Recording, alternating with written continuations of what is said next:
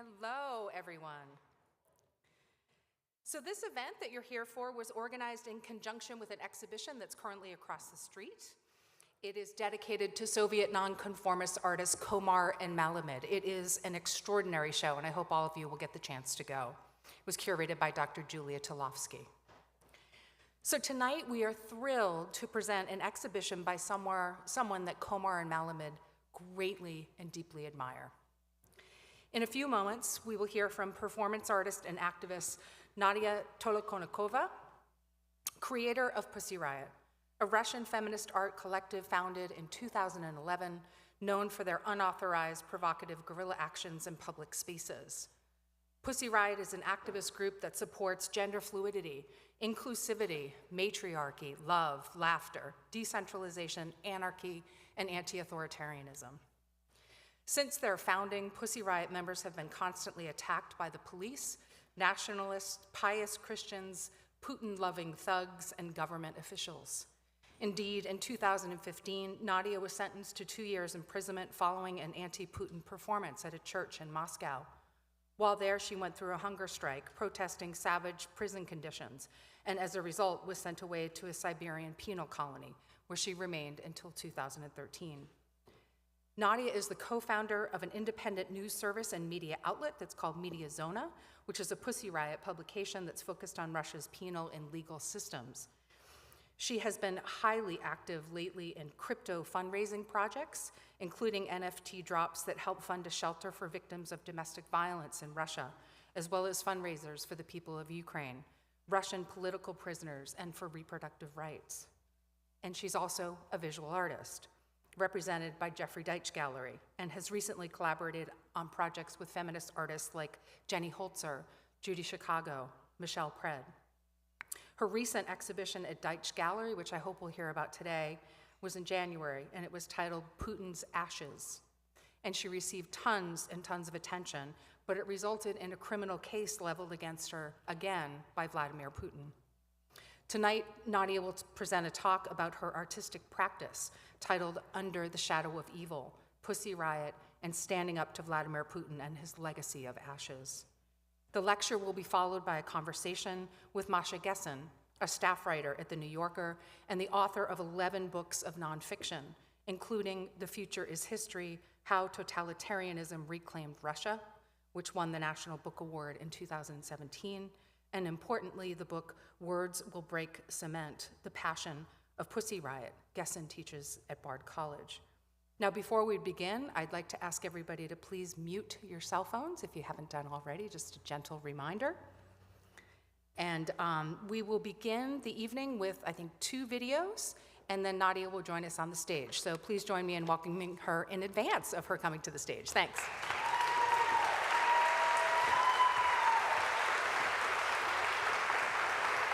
Now, Russian President Vladimir Putin has given RT an exclusive interview.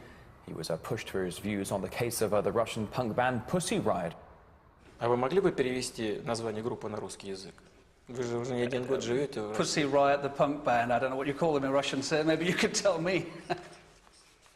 Но можете перевести само слово на русский язык или нет? Или вам неудобно это сделать по этическим соображениям? He thought it was referring to a cat, but maybe I'm missing a point.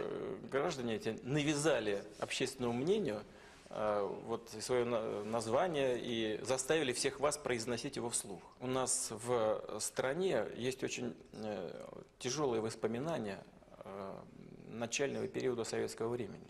В целом государство обязано защищать чувства верующих. Я считал и считаю, что наказание оно должно быть адекватно содеянному. Riot. Бунт, погром, восстание.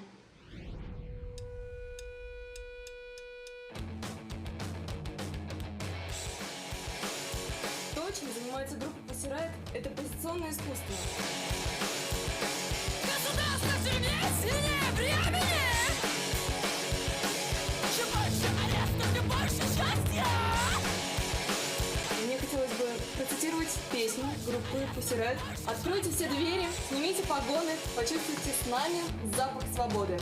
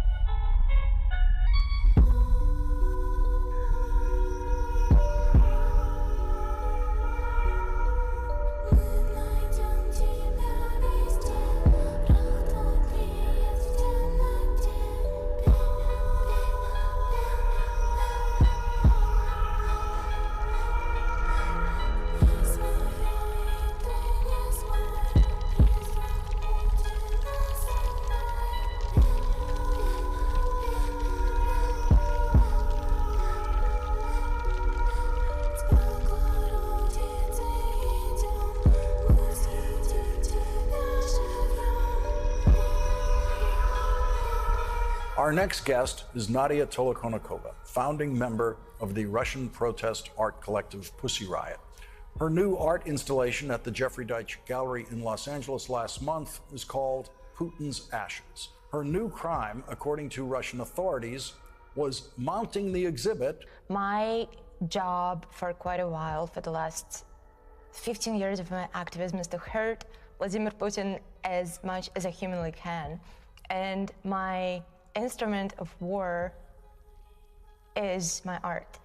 We know that he's incredibly superstitious, so he might actually be afraid. Putin has pissed himself.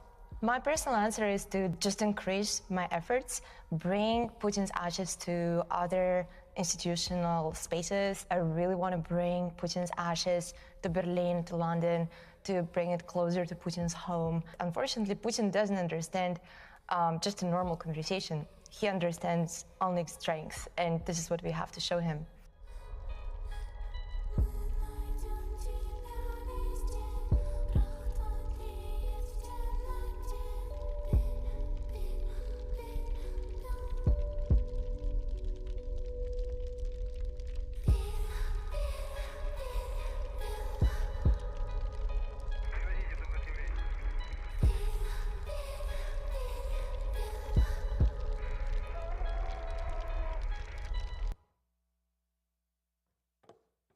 Привет.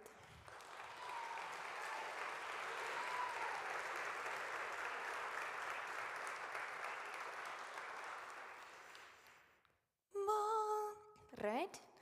Богородице Дева, Путина прогони, Путина прогони, Путина прогони. Okay, so last time I went to the church and performed this song. I was imprisoned in the result for 2 years. Was sent to labor camps where I had to perform practically slave labor.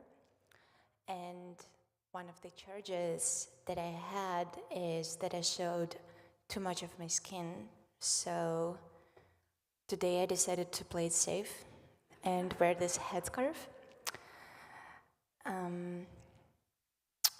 Yeah. Well, let's start. It was the winter of 2004, and I was studying in school, and we were told that today we're not going to have physics lessons. It's going to be replaced with something else, which is more important. It's a sexual education lesson.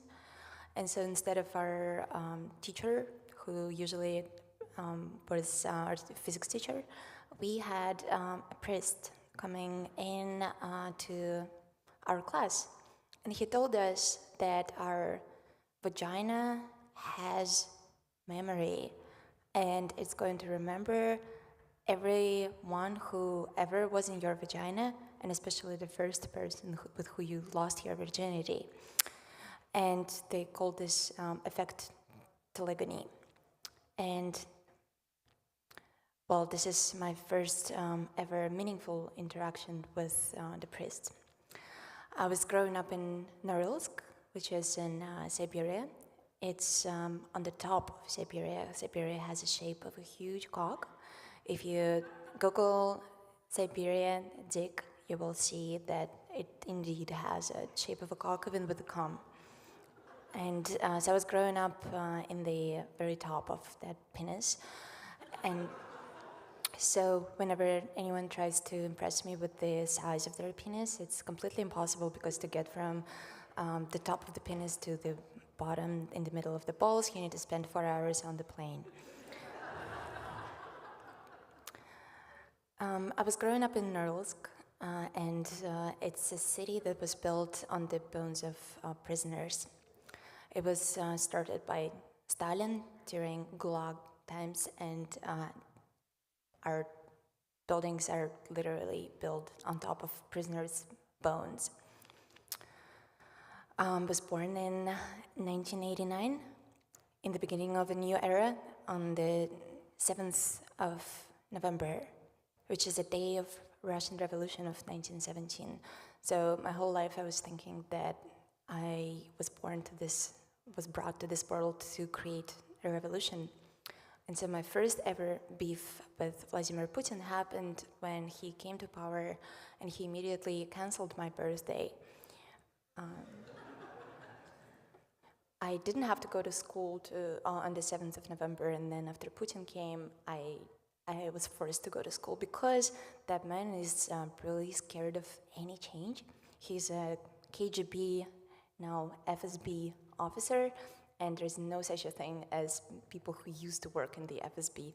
They always remain the FSB people deep in their soul if they have one, which I highly doubt about Putin. When I was growing up, I was imagining that I live on Pluto, and I'm about to discover the galaxy because it was so cold and so contaminated. Our rivers were red and our snow was black, and there was nothing to see in the city besides smog.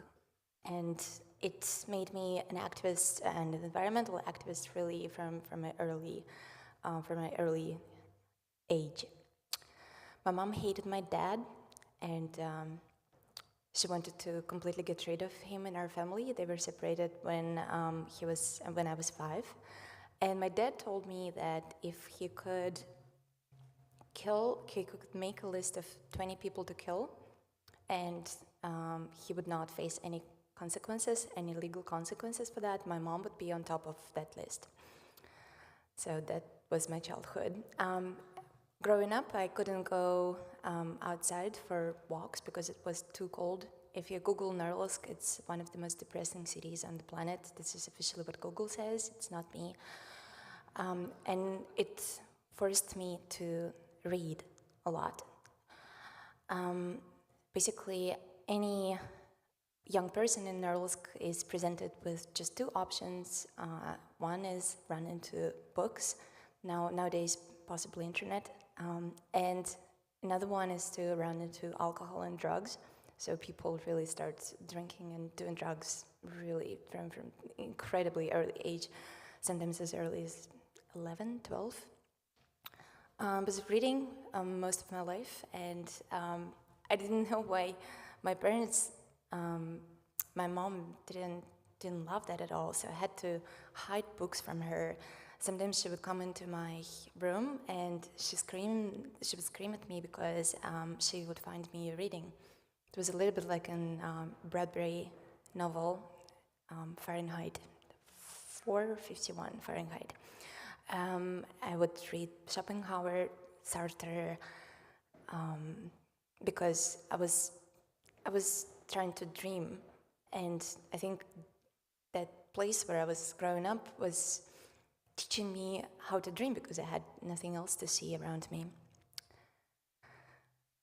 I was born with horns.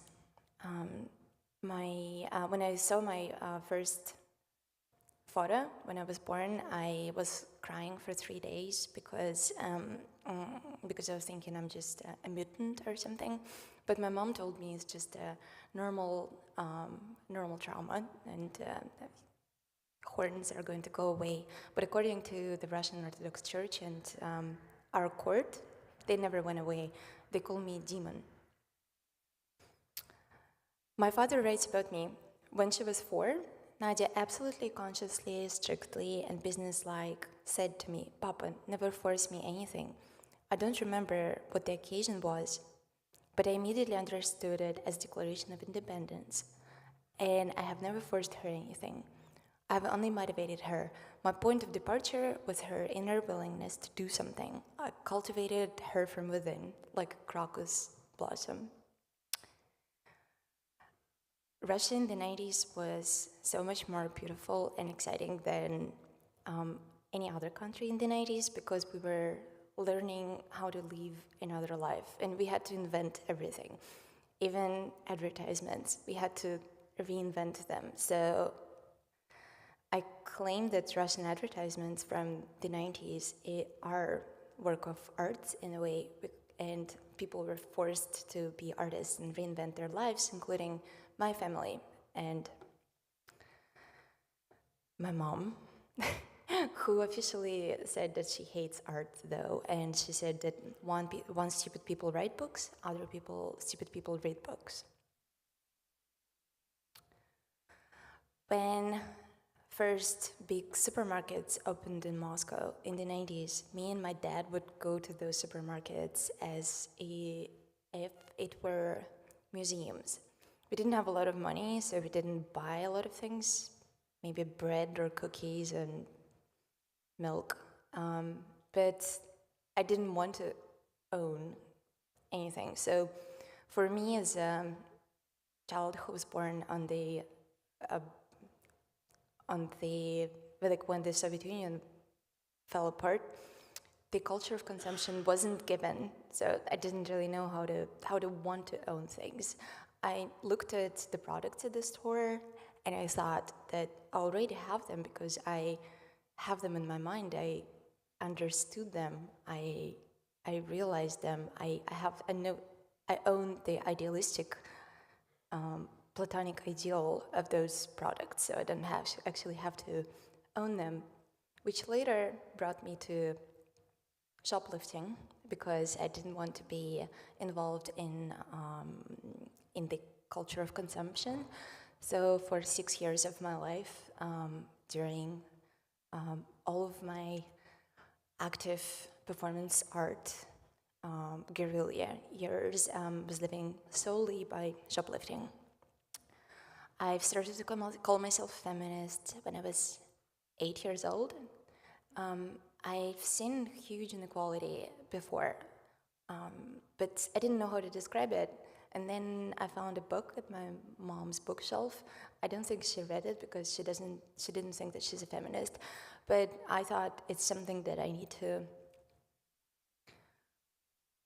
to not even use, but cherish as this wonderful lens that helps women, young girls, to understand what does it mean to be what does it mean to exist in a world that is dominated and owned by men.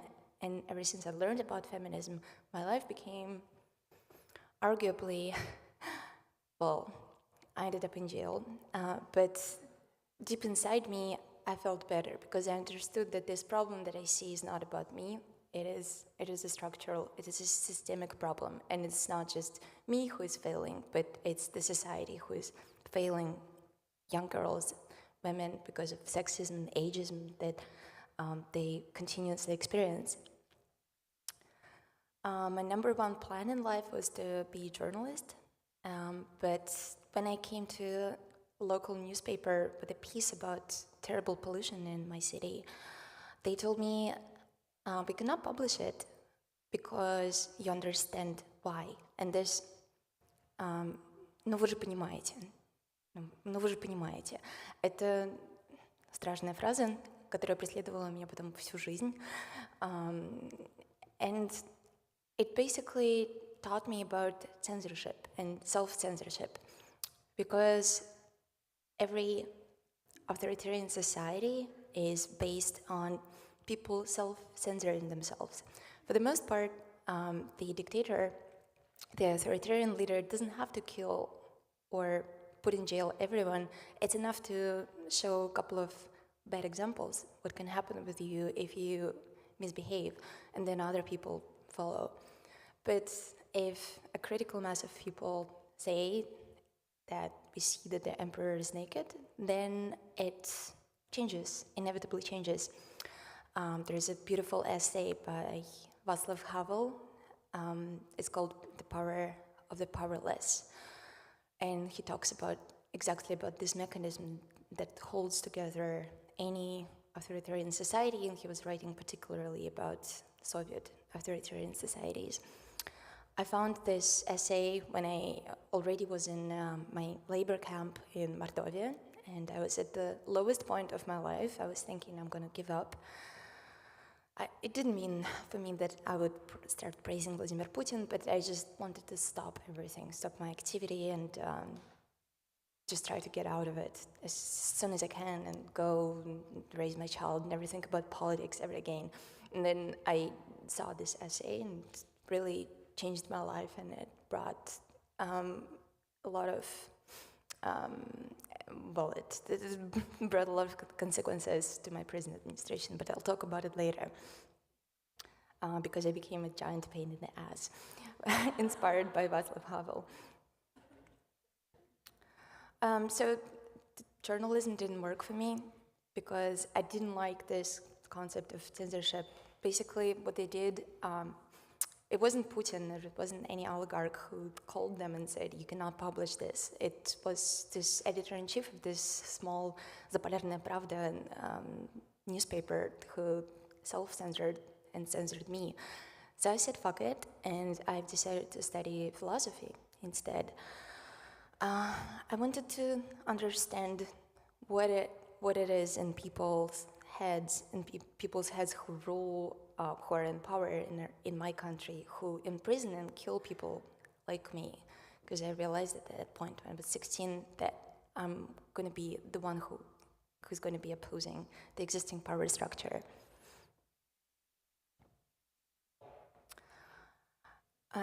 There is no such a thing as art that exists outside of politics. All art is political. If you choose to stay away from politics in your art, it's one of the biggest political positions that you can take, and it just means that you are simply a supporter of everything that is happening right now. Is a supporter of the injustice, crimes that are happening in front of your eyes, and you consciously decide not to do anything about it. So this was something that I realized when I was 16 or 17, and I was trying to do some actions at the time. They were not really good, but I did my best, and one of my first actions was this Boga piece. I didn't want to settle on Boginya. I basically didn't love the fact that Bog, God, is inherently male, and I didn't like the sound of Boginya because it's like, to me it sounded almost like little female god, so I called, instead of Bog, I called her Boga, which is more like God, if it translates in English anyhow. And I was trying to build my relationship with this female god.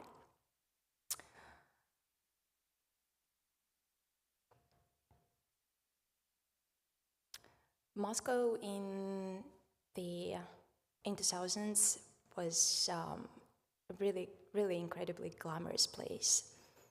I entered Moscow State University to study philosophy, and I've never seen so much luxurious shit as I've seen at the parking lot of the Moscow State University. Gucci, Prada, Birkin, Louboutin, I didn't know any of that. And I didn't expect to see that because I was thinking we're going to be talking about Platonic ideals. But it turned out that most of the people who came to Moscow State University just wanted to study there to be installed comfortably in this luxurious way of living that Moscow had to present in 2000s. I wasn't really I wasn't agreeing with that, so that led me to becoming pain in the ass first at my university, and then it led me to start the first performance group that I co-founded in 2007. In Moscow State University, I was trying to go for the most difficult thing that I could find, which was writing about queer studies. As you can imagine, under homophobic Putin, it was really not a popular topic. And There was an additional problem. There were not a lot of books translated to Russian on this topic. And one of the beacons that I found for myself was Kharkiv Center for Gender Studies, led by an amazing sociologist, Irina Zherebkina. And it just turns out, so Putin destroys really everything that I ever loved. If you ever seen pictures of how Kharkiv looks today in the midst of the war, you will understand what I mean. But after a few months of me trying to convince the faculty that I want to write about queer studies, and it's a completely valid topic, they let me to do so.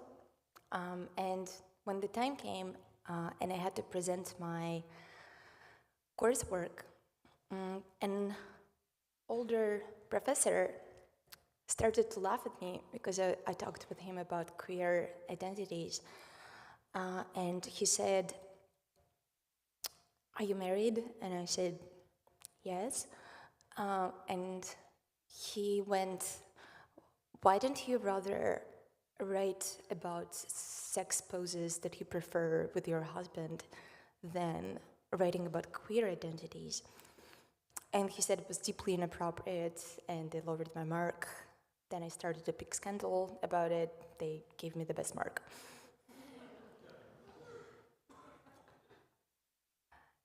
In 2007, I co-founded the first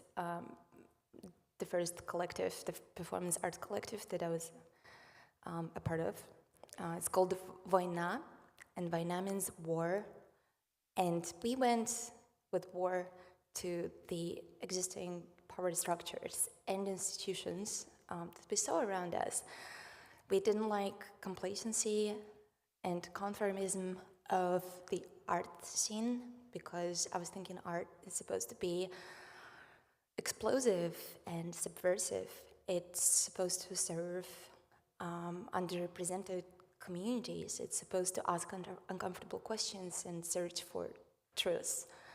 We didn't see a lot of it because, well, there is such a thing as commercial art, and for the most part, they just keep making the same shit that sells, and so we didn't find what we wanted to see, and we decided to create it.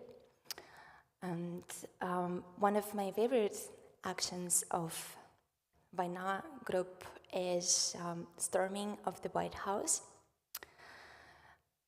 We found a projector, a laser projector, that is capable of producing massive images.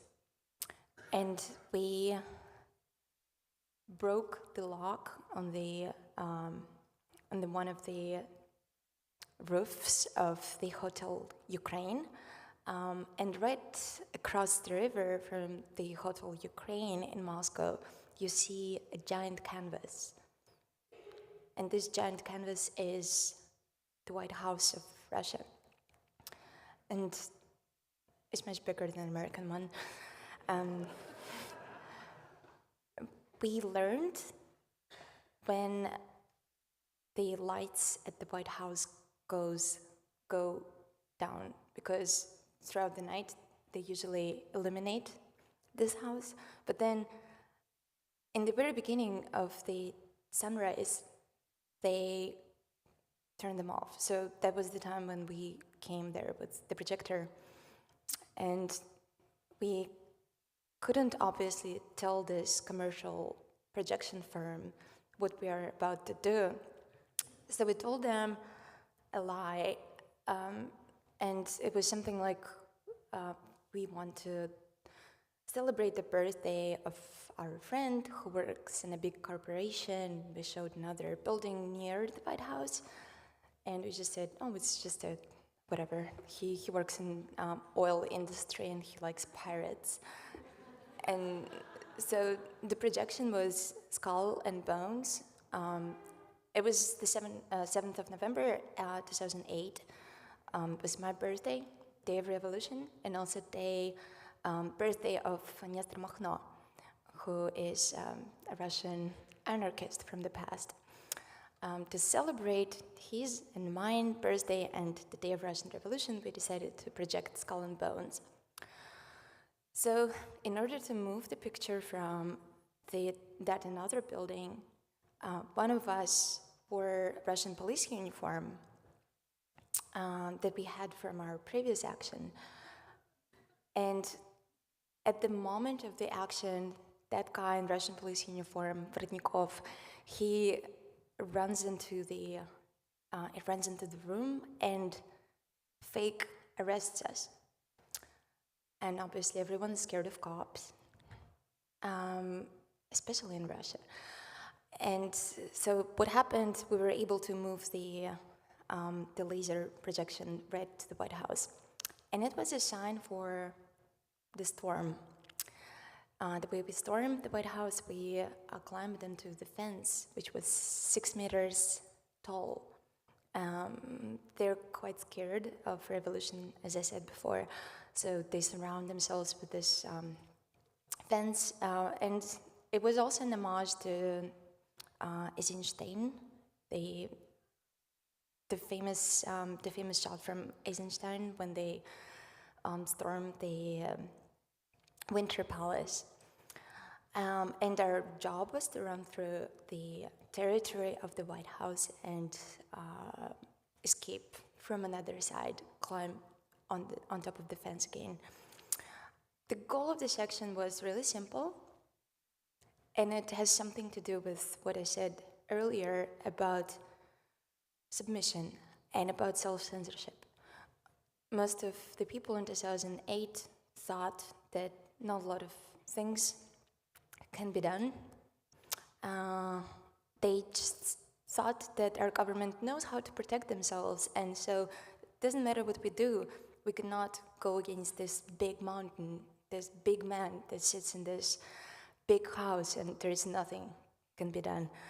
So we decided to break this illusion, and I think that's basically what Pussy Riot and Vojna, mine art does. We try to break the illusion of omnipotence that Putin tries to create for himself.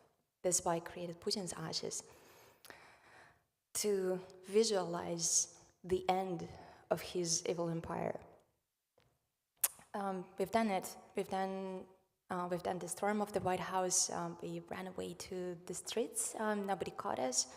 Actually, ФСО, Федеральная служба охраны, cops who guard the White House, they're actually really clumsy and not as effective as everyone thinks.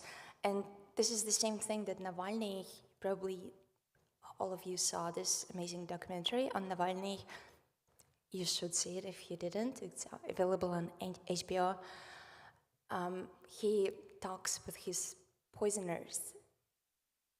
He survived the attempt of assassination, and then he calls his poisoners from the FSB, and he says that I'm calling from Bastrykin, who is the head of the FSB.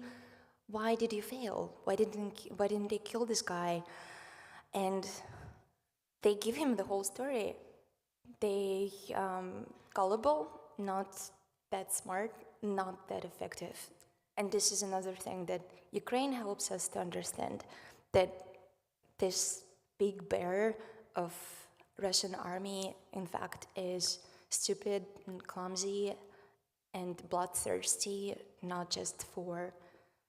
they're thirsty not just for blood of Ukrainian people, but also for Russians as well.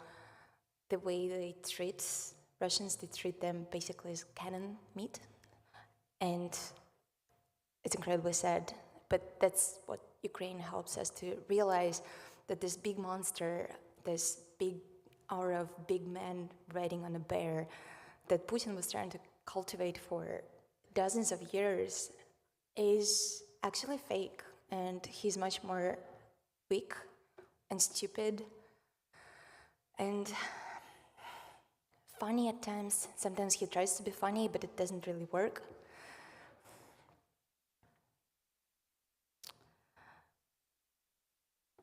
Well, we started to perform publicly. We started to perform concerts, like so-called music, publicly in 2010 when we... Pussy Riot was still 1 year away, but it was the action of Vojna group. We came to the court. There was a court case for запретное искусство, forbidden art. Andrei Yerofeev and Yuri Samadurov, two curators of this exhibit in Sakharov Art Center, were charged with extremism and religious hatred. They were facing a few years in jail for organizing an art exhibition. The reason why they were charged, they collected all the works that were rejected throughout the year in other institutions, museums, galleries, for whatever reason, mostly because they were too political or over the top or whatever. Institutions often try to play it safe. So these two guys, Andrei Yerofeev and Yuri Samadurov, didn't, and they got in trouble. And we wanted to help them, and the way we helped them was to appear in the courtroom with our song that went, the lyrics went like, "All cops are bastards, you should remember about it." And we performed right in the middle of the judge's speech.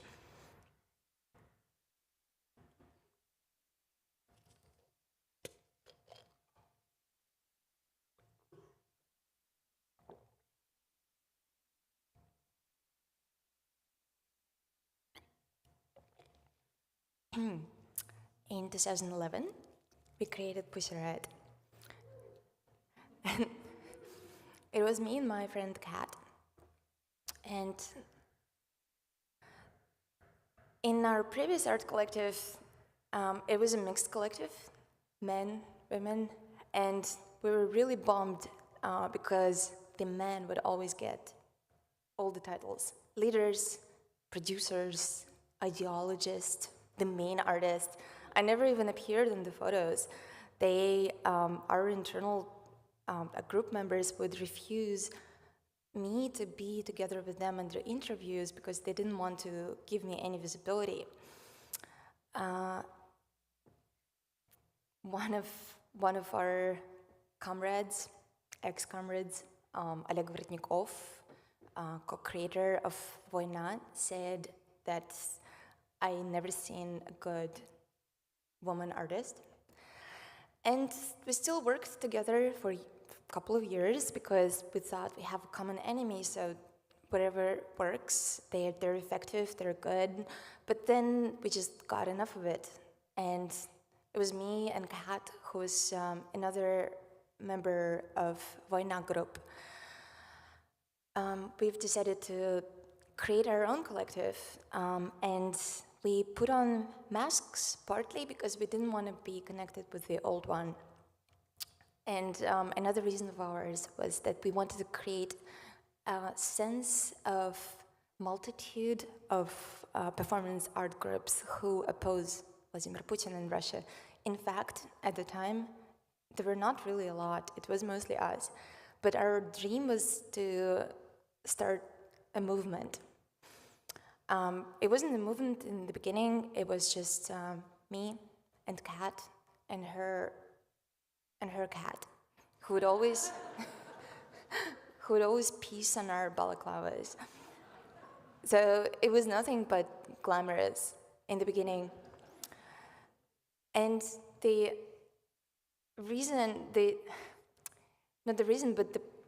moment when we realized that we absolutely have to create Pussy Riot was when we were asked to make a lecture. And we started to prepare for this lecture just the night before, as it happens. And we promised to deliver a lecture on the topic of punk feminism in Russia. And then while doing research, we realized that we couldn't find any punk feminism in Russia. And we ended up creating Pussy Riot that night when we were preparing for the lecture, because we had to talk about something. We didn't know how to write lyrics. I hate poetry, just hate it. I don't understand why rhymes exist. And it was a torturous activity. Then we didn't know how to use Ableton or any other audio equipment. So we had to just sample a piece from an old oi punk band and just play it over and over again, but we didn't really know how to connect the sample, so it goes like tun tun tun tun tun tun tun tun tun tun tun tun tun tun tun tun. And then we went to the bathroom to record the song. Katya lived with her dad, who hates feminism. He ended up being a witness against me during our court case because he was convinced that I was the one who seduced his daughter into feminism. He screamed at us, he kicked us out of the house, and so we ended up recording the song outside under the rain. Next day we presented Pussy Riot. We didn't say it's us. We didn't want to be, we wanted to create superheroes, entity that is not connected to any physical humans. So as long as it exists only on the level of ideas, it cannot be heard. If there is even one person who can think about this idea, it still can be alive, even if something happens with us.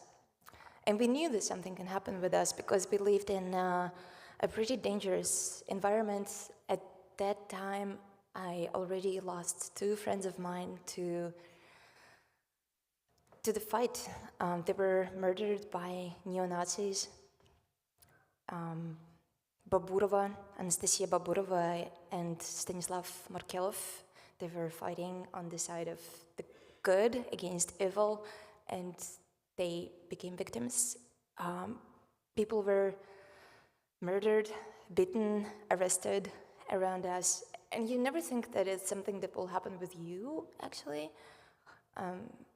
At least I never thought of it, never, as an actual practical possibility. But for the movement, we had to be a little bit more realistic. So we put this politics in place that anyone can be Pussy Riot. So even if you're deceased, then Pussy Riot can exist after us. We presented Pussy Riot, and then after that we didn't really want to pay that much attention to this group that we just created. We didn't have any name, nobody cared. But the idea of something beautiful, colorful, all-female, non-binary, queer, protesting against this gray, old-fashioned, clumsy, stupid machine, bureaucratic machine that was created by Putin, it kept haunting us. And then Putin helped us to gain strength. Thanks to him, he said he's going to be re-elected. So we knew that something tragic is going to happen from it. It was his third term, and it wasn't just us who realized that something bad is going to happen. A lot of people in my country felt that this is the beginning of the end for Russia. This is Putin turning his country into ashes. There was a big movement. Hundreds of thousands of people hit the streets in Moscow in the end of 2011, the beginning of 2012, and it was the time when Pussy Riot created their most known and arguably best actions. I realized that I have to take a break from my studies at university because I have one really bad habit. I can focus just on one thing at the time, and I want to give it 100% of me. So I was about to finish the university, and I really wanted to be a doctor of philosophy at some point, because with the nature of my work, it was quite provocative and insane, but I wanted people to also treat me a little bit more seriously because I would be a doctor. So it didn't happen. I had to step back from this last 6 months of my study because I wanted to focus 100% on creating Pussy Riot. And our first ever tour was called Free the Cobblestone, and I didn't tell it to a lot of people, but I recently was talking to Masha Gessen, who is a member of Navalny's team, a brilliant politician, and I told her that, do you know that Pussy Riot was motivated partly because of Navalny?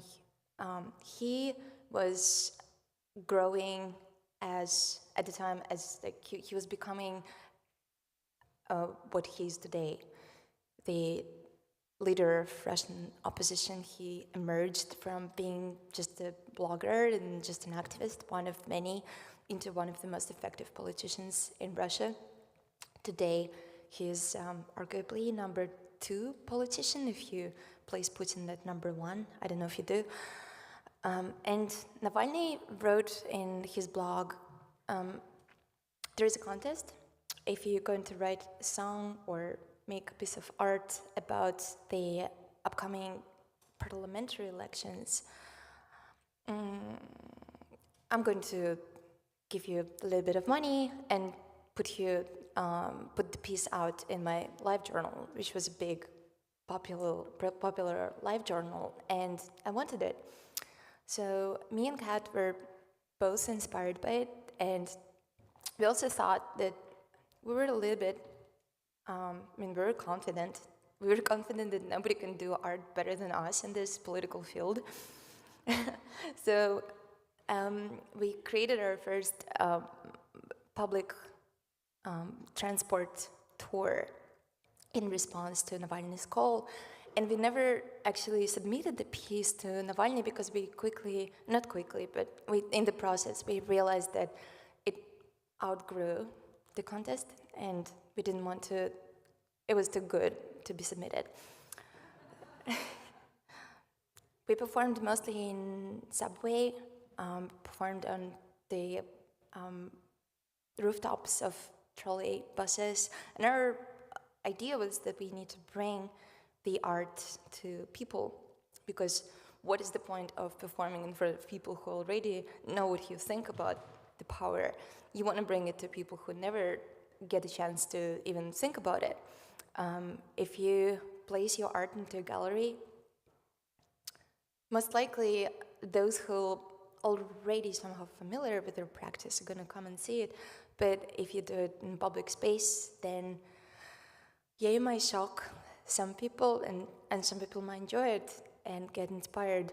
Years later, we realized that we actually did inspire some people.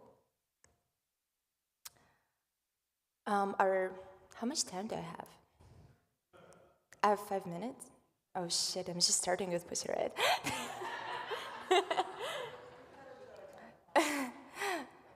Okay, then our next tour was called Kropotkin Vodka, and you probably know Molotov cocktail, but I don't like Molotov as much. I like Kropotkin. He's an anarchist, and so we decided to create something alternative to Molotov cocktail, and we called it Kropotkin Vodka.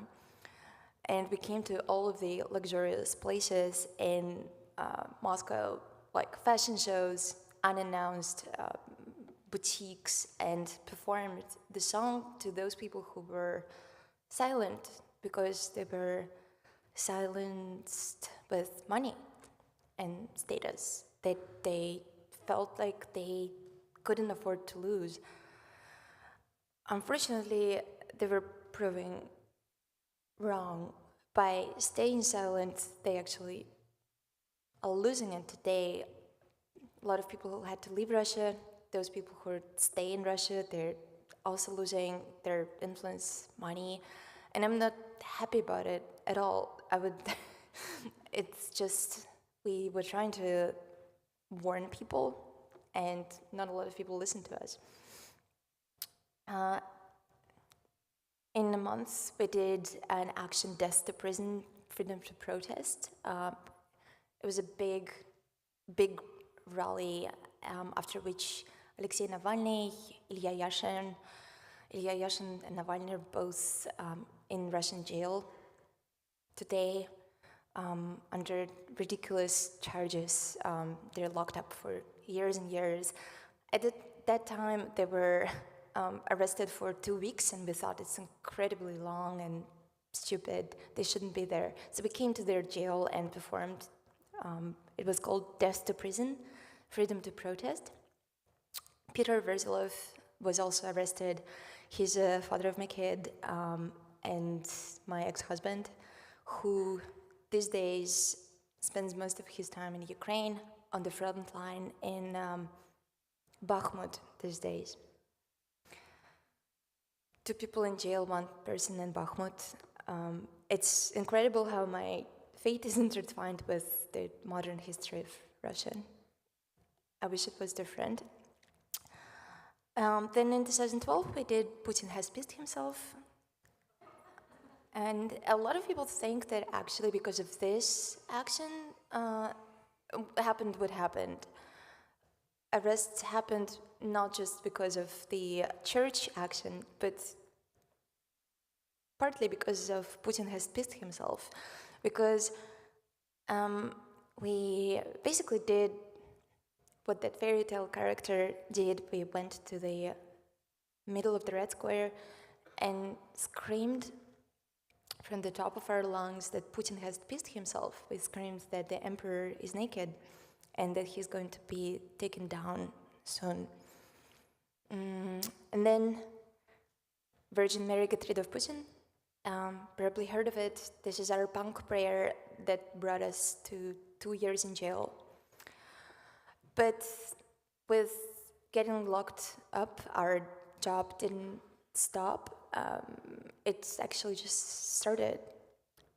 We went on numerous hunger strikes, and me and my comrade Masha went into a few hunger strikes to protest the prison conditions.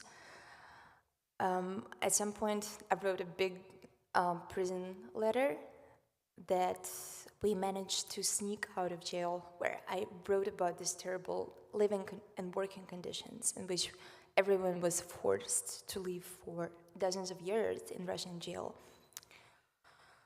Besides that, I was sharing my penal colony with Evgenia Khasis, who is a neo-Nazi responsible for murdering 2 friends of mine who I mentioned earlier. And I think it was not a coincidence that we were put in the same penal colony. Probably they were expecting that we are going to murder each other. We were not friendly, but we didn't murder each other. And this prison letter about conditions in my penal colony had an incredible effect. And it taught me something, that even if you're at the lowest position possible, you still can fight back. And somehow, weirdly, by fighting back, you start to feel better. Because, as I mentioned before, I was at my lowest position. I wanted to give up and just crawl under my bed in prison and die, because it was unbearable. People had to work for 16 hours a day without days off. I was sent to a special unit that was known for a unit of the psychological torture type unit, where we just got screamed at 24/7. We performed really difficult physical jobs, and it was done on purpose, just to break our spirits. We were forced to sew police and military uniforms. these days, people who protest against the war in Ukraine are being sent to Russian jail and forced to sew military uniforms. That's how torturous our state is.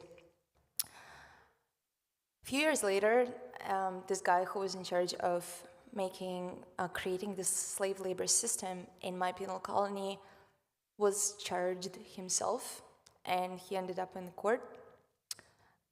He was charged with creating slave labor system, and it happened because of my letter. And that episode taught me that resistance makes you feel better and more confident. And more than that, after I wrote my letter, my prison conditions changed 180. I was transported to Siberia, which sounds bad, but in fact, 2 last months of my prison term after my hunger strike, I lived luxuriously.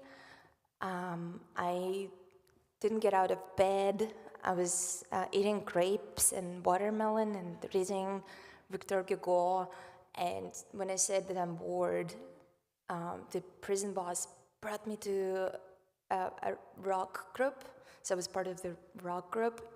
And then we toured the prison facilities. So they even entertained me with bringing me to different jails, and then they would show me facilities like I was a human rights lawyer from the outside, but I still was a prisoner. They would bring me different food from what they bring to other prisoners, and of course it's all a sign of a terrible corruption, and preferential treatment is never the answer. But just on a personal level, I learned that my life became so much better after I started to protest vocally. Should we watch? Let's watch the video. It's a video that we've done right after we got out of jail. My first words after I got out of penal colony was Russia without Putin, Россия без Путина. And in a month after that, we went to Sochi Olympics, where Olympic Games, one of the most corrupted Olympic Games in the history of Olympic Games, were held, because Russian government is known for stealing money whenever it's possible, and they stole millions. We went to Sochi to protest it.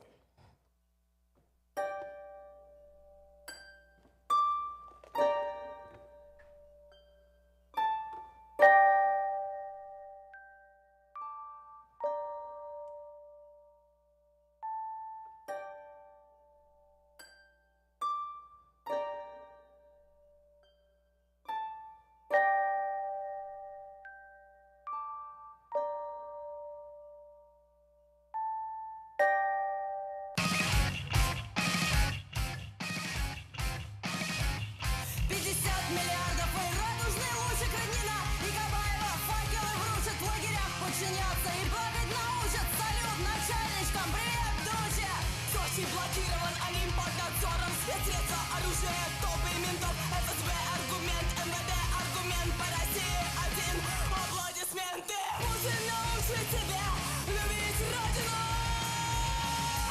Путин научит тебя любить Родину. Путин научит тебя любить Родину. Путин научит тебя любить Родину. Внезапный привет миссии в качестве залпа оброды. Прокурор настроен по-хамски, ему нужен отпор, а не красивые глазки. Барьер для протеста, водка, матрешка, тюрьма для болотной, наливка и корка. Везде конституция, на зоне витишка, стабильность, пайка, забор, вышка. Путин научит тебя любить Родину. Путин научит тебя любить Родину. Путин научит тебя любить Родину. Путин научит тебя любить Родину. Для дождя перекрыт эфир. Гей-прайд отправлен в сортир. Двухочковый туалет, приоритет. Приговор России, режим общий, 6 лет. Путин научит тебя любить Родину. Путин научит тебя любить Родину. Путин научит тебя любить Родину. Путин научит тебя любить Родину. Родину, Родину, Родину, Родину, Родину, Родину, Родину, Родину.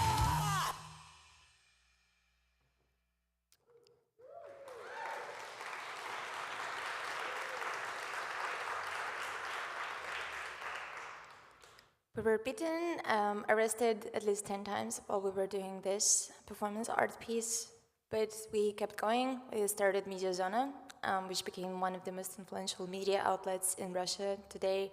After the beginning of the war, we had to move most of our journalists from Russia because it just became, they received death threats and could be sent to jail for years just for calling the war. What are we doing today? When the war in Ukraine started, we did something that I'm really proud of. We created Ukraine DAO, and I came up with this idea of selling Ukrainian flag as a digital art piece, an NFT, and we raised around $7 million just in a few days in the very beginning of the war. And I think you always, and what I remind myself at least, that you always work with whatever tools are at your, whatever you call it in English, and then you try to do your best. We created this crypto network of people who care about a beautiful future and want to bring it closer, and that's what you've done. And what's important, crypto allowed us to collect money from all over the world, because if you use traditional banking system, then it's quite difficult to send money for Ukraine if you're physically in Russia. Your bank account is just going to be frozen, and you face the consequences, all sorts of, including criminal case. When the Supreme Court decided that women don't have to have rights to do whatever they want to do with their bodies, we also reacted through digital art sales, and we were able to raise $500,000. And one of the reasons why I am in New York today, well, nobody knows where I live regularly, and if I live somewhere, because I'm geographically anonymous. But I came to New York to open Sotheby's auction. We raised money for Planned Parenthood because we believe that my body, my choice, and my pussy, my right.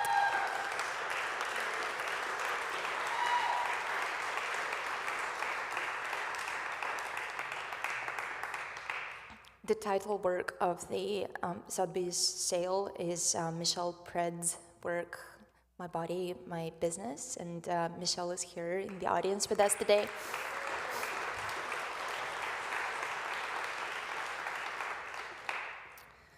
And I wanted to finish my lecture with another short video. It's our initial reaction on the leak of the documents that showed that Supreme Court is preparing to overturn Roe v. Wade. We did an action in Texas State Capitol.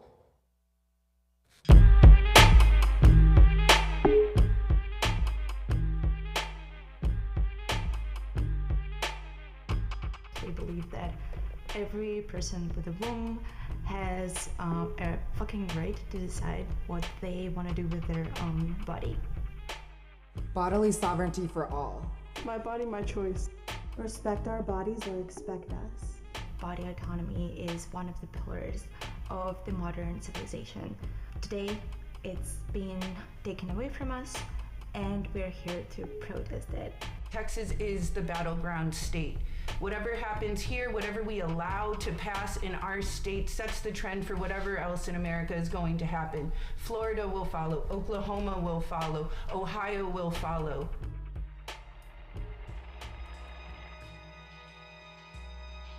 The white cis males of Texas have long brought violence upon Black, indigenous bodies in the name of colonialism. Matriarchy brings freedom. We believe that people should treat their gender roles not as their shackles, but as paints and brushes. My body does not need advice from a priest. Vasectomy prevents abortions.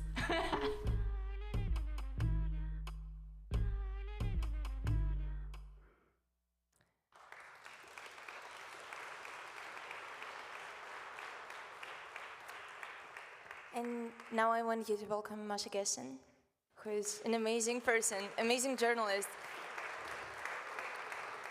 While I was in jail, while all of us, me, Kat, and Masha were in jail, she wrote an incredible book about Pussy Riot. Thank you so much, Masha, for that, and for being an incredible voice for beautiful Russia of the future. Thank you. That was thank you. Thank you for that great talk. So this is very strange. Thank you for being here, seriously. This is only, I think, the 4th time that we have talked in person.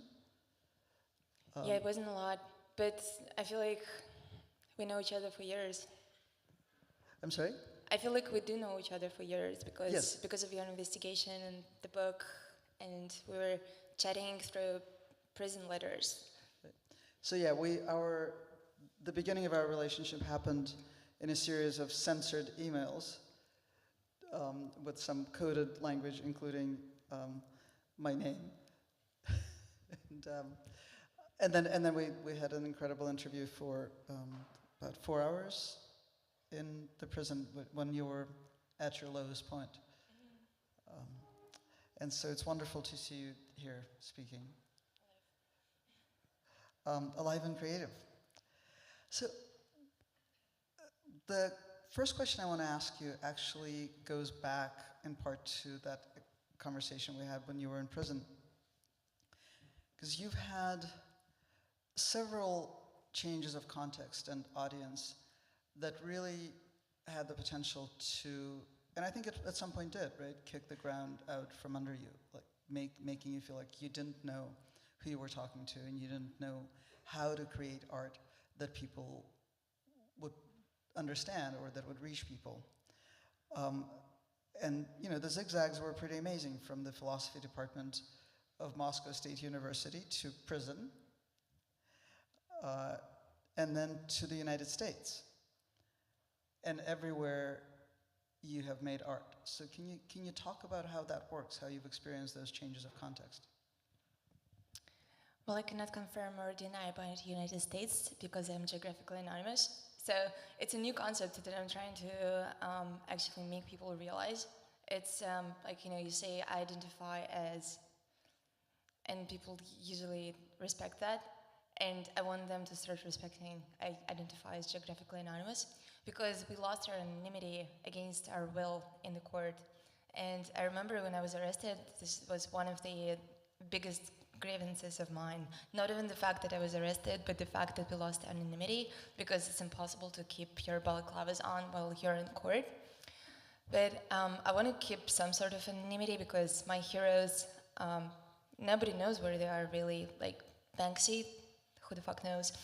But I do work a lot in the United States, so that's absolutely true. And I guess the funniest moment was when I decided to create pop music, and I called it Agit Pop, because when we got out of jail, everyone expected us to continue with punk rock music, which we didn't really love. I hate guitars. I don't love punk. I never listened to it.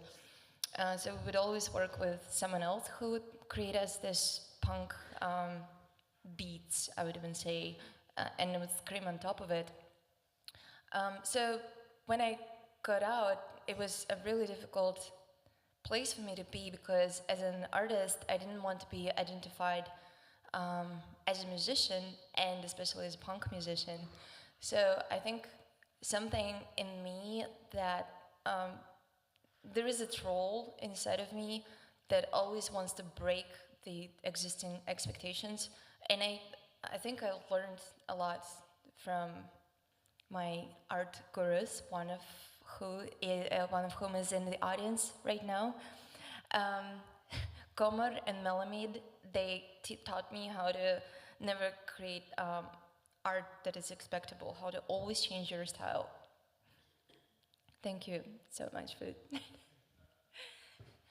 And so I decided to create pop, and that was not taking nicely. It's still, the people still hate me for that. They think I sold out or something like that. I mean, if they saw my statements from Spotify, they would realize that it's really far from the truth, and I'm mostly spending money on my pop videos.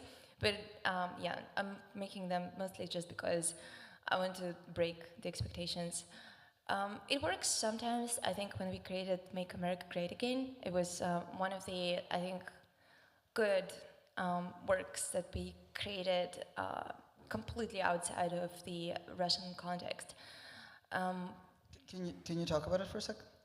It was a video, it was a song, like really light pop song. And the video goes like, there are cops who are constantly ironing me, or can you describe the video? Do you know the video? It's been a while. I think you should describe the video. What is the name of this? Клеймо? Ironing? Oh, branding, yeah. Brand. They brand me with different names, like immigrant and fat pig, because they, in the video, they measured my body and they realized that it doesn't fit into Trump's standards of women's beauty. Then they check me on the gynecological chair, and they realized that I made an abortion, and they put a stamp on me. She made an abortion, and they end up just shooting me in the back, and I die. So we created this one at 6 months before Trump got elected, and I felt like my role was to tell my and Pussy Riot's American audience that it's actually really likely that Trump can be elected, and it's not a joke. And what we've done, we took literally this branding. I wanted to show that words can kill, and that's why they were branded on my body and eventually killed me. So yeah, making that video about 6 months before Trump got elected clearly shows that somehow you do absorb the political context. And of course, coming from a place where so many horrible things are possible, helps us see what's possible here.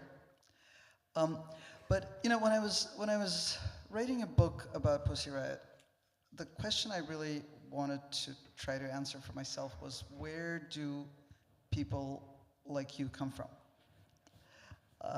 Vagina. Right. But also, in addition to that, you were 22 or 23 years old, and I thought, well, how does this happen? And so I've paid very close attention, both in our earlier conversations and today, to when you talk about your influences. And part of the reason I pay close attention is because I teach, and so when you hear somebody mention somebody who changed the course of their lives, it's very important for a teacher. And in fact, when you were talking about Irina Zherebkina, I took out my phone and texted her. I'm sitting here listening to Nadya Tolokonnikova talk about how important your work has been. Because I want to talk about this for a second. I was actually with her a couple of weeks ago in Kharkiv, and she's having to leave Kharkiv because she lost her job, because the oldest gender studies center in the post-Soviet space is an entirely unnecessary thing in times of war. And so she's moving to a position at the London School of Economics. And this is the person who sort of brought gender studies and feminist philosophy to the Russian-speaking universe. But sort of keeping that in mind, and I'm going to transmit it to her, and also knowing that Vitaly Kamara is here, and remembering things you told me about Prigov and you mentioned Navalny. Can you talk about people who've inspired you and changed your life? Because of Irina Жеребкina and their translations, I started to dig deeper into what is available in general, and I'm kind of dumb when it comes to languages, so I only could master somehow English. So I started to read Judith Butler in original, and I even started to translate some pieces for for other people at the Department of Philosophy where I was studying. One of the biggest changes, explosive changes in my life happened when I encountered Vladimir Sorokin's Norm.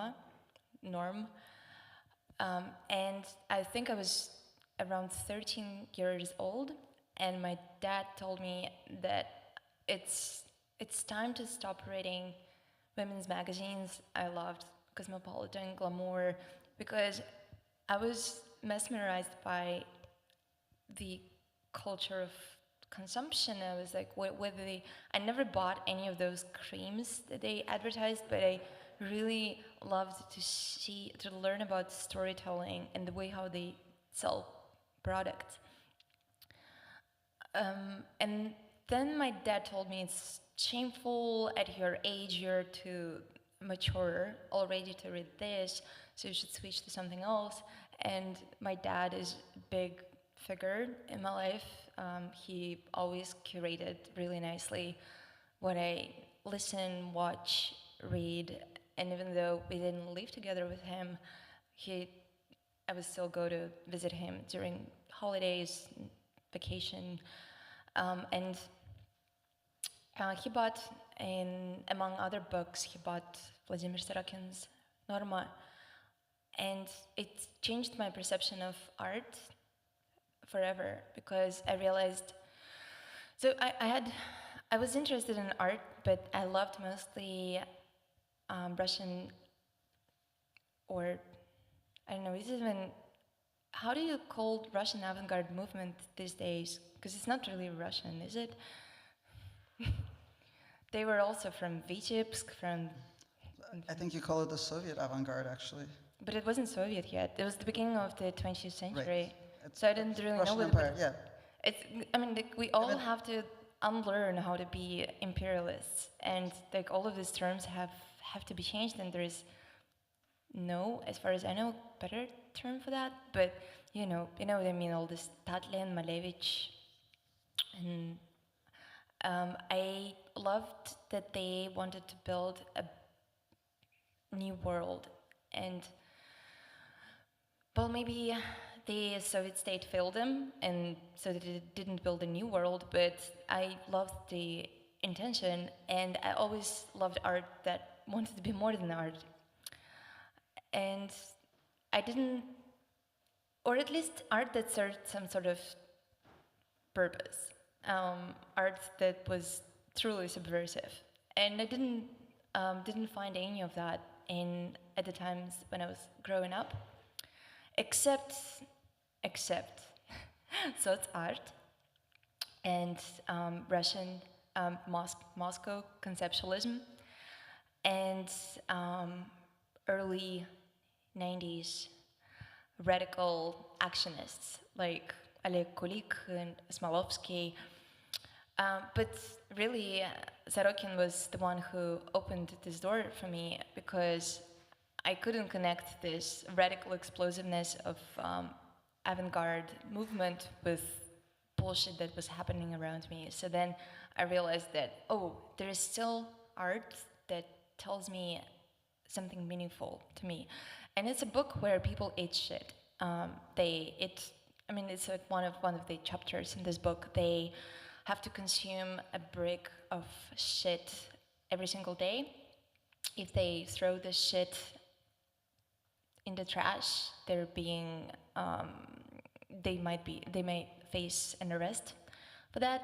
And to me, it was a good and a very accurate description of the dull adult world that was I was about to step in.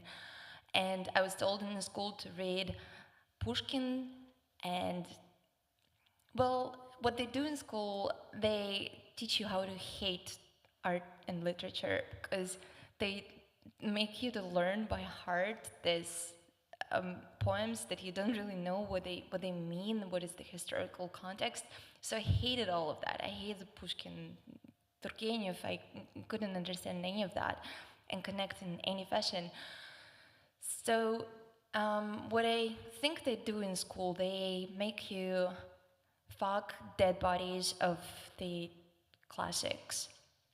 And this is what the whole Sorokin text was about this dead attitude to art. And to me, he showed me how art actually can change people's lives.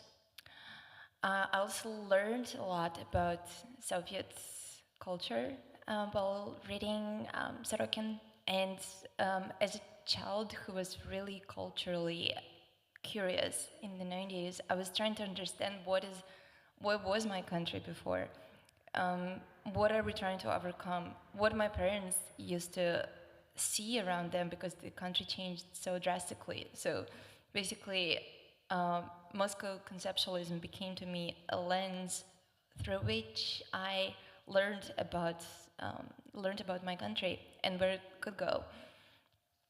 Dmitry Alexandrovich Prigov is another person, incredibly important. He came to Norilsk, my little city in Siberia, when I was, I think, 13 or 14 years old, and was already, it was like difficult teenage years. I hated my mom. I think she hated me because I was growing up just like my dad. I loved books, she hated books, and she wanted to change me. I think she wanted to lobotomize me, and it was a really difficult time for me. And then Dmitry Alexandrovich Prigov comes to town, and he looks like an adult. He looks like an adult, but he doesn't act like an adult. And he reads Pushkin. He made a little performance. He read Pushkin in different manners. He read it in a manner of Russian Orthodox prayer, a few others. He deconstructed Pushkin, and he showed how you can bring old text into new context and make it alive again. And I was ecstatic. I was jumping on walls and rolling in the snow, crying and screaming, and people thought I totally lost my mind. But I realized that my new goal of life is to come to Moscow and work at Dmitry Alexandrovich Prigov's studio. I didn't know he has a studio, but I was ready to wash, to clean the floors in his studio just to be around this. And this inspired me to come to Moscow when I was 16. I moved to Moscow on my own without my parents and started to live my own life when I was 16. And eventually I met Dmitry Alexandrovich Prigov. And he told me something really important, and he will help me to translate it. He told me, I asked him for advice. He wasn't up for long conversations or for having me work at his studio or anything, but I asked him for advice that really defined my life. He told me, «Живите, не по лжи». Well, he was actually quoting Solzhenitsyn, right? Oddly. But live in truth, don't live within the lie. Right? Okay, thank you. So you, actually, let me ask you this question. You ridicule Putin so consistently and so effectively. But I wonder how you feel about it. And the reason I ask is because I have mixed feelings about ridiculing Putin. And I've had mixed feelings about it for a number of years, since I was on a panel with the Turkish writer Nadya Tolokonnikova, and she suddenly just kind of tensed up and said, "It's not funny." And I think what she meant is that, you know, it can seem very effective to ridicule these tyrants, because it is as though we reduce their power by ridiculing them. But it also creates a fiction in which they're not perhaps jailing, as you know, Turkey is, tens of thousands of people, or shelling and bombing and destroying the lives of millions of people. So how do you think about that? How do you think about the role of ridicule? I haven't been ridiculing Putin in a light manner, I think, since Putin has pissed himself. I think so. I totally get what you say. I hate it as well. I mean, especially when they portray Putin as a gay person. This is just stupid and deeply offensive, and it's not funny at all. I don't treat that person lightly. I think he's an absolute evil. So I really don't think I ridicule. In 2011, when we said Putin has pissed himself, it was a different atmosphere. And you remember it. We were surrounded by this atmosphere of celebration, because we really had a lot of hope, and we really thought that we can change our country. And Putin really seemed like this small, stupid dictator who we can easily overthrow. So that's why at the time, in this atmosphere of carnival, where people were walking around Moscow and other cities of Russia with balloons and funny slogans, humor was a big part of our movement. Not just Pussy Riot, but our movement that we share. Белоленточное движение, white ribbon movement. And then Putin was trying to mock us, and he said, because we wear these white ribbons as a symbol of protest, he called our ribbons condoms, and he thought it's funny.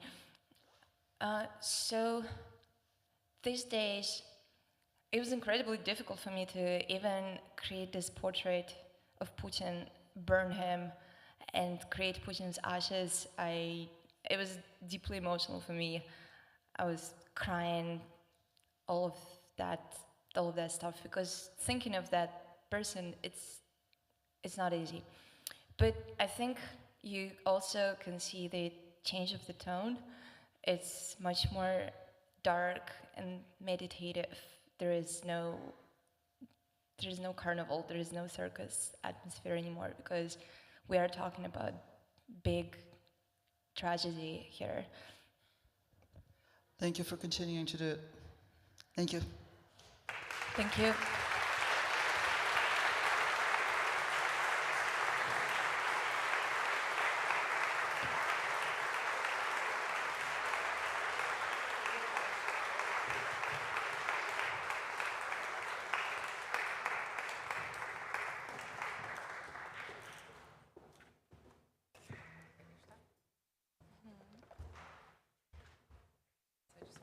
Just want to say thank you so much for coming. Thank you.